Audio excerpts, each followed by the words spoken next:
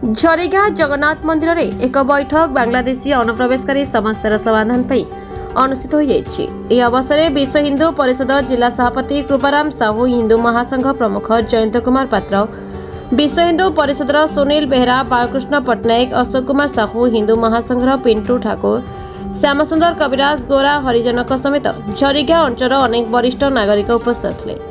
समस्ते बैठक शेष में झरीगाँ थाना को जाई एक बांग्लादेशी अनुप्रवेशकारी मानक विरोध में एक अभियोग पत्र प्रदान करछन्ति।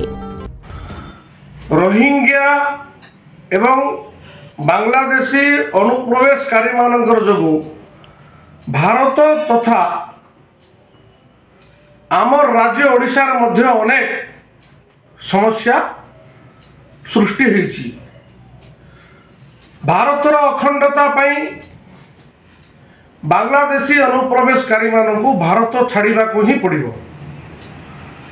भारतर प्रभुसत्तार सुरक्षा पाई, अखंडता पाई, आमर सामाजिक सुरक्षा पाई, आमर धर्म और संस्कृति सुरक्षा पाई बांग्लादेशी अनुप्रवेशकारी एवं रोहिंग्या माने महाविपद भविष्य में सृष्टि करि पारंती।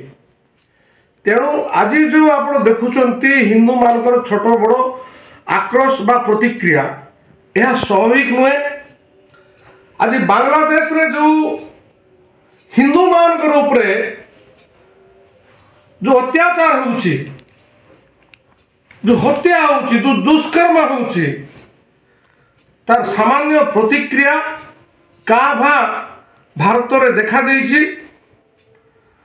मु समस्त हिंदू समाज को तथा समस्त भारतवासी को अनुरोध करुछि जे यही समस्यार मात्र एकमात्र समाधान बांग्लादेशी अनुप्रवेशकारी एवं रोहिंग्या मानकु भारतरु विताड़ित करिबा। समस्त यह कार्य सहयोग करिवे शांतिपूर्ण भाव रे। केवल समस्त सहयोग रे भारत एक परम वैभवशाली राष्ट्र हेबो, तार दिगरे सबु भारतीय चेष्टा करिबा उचित। Bureau report ONM news.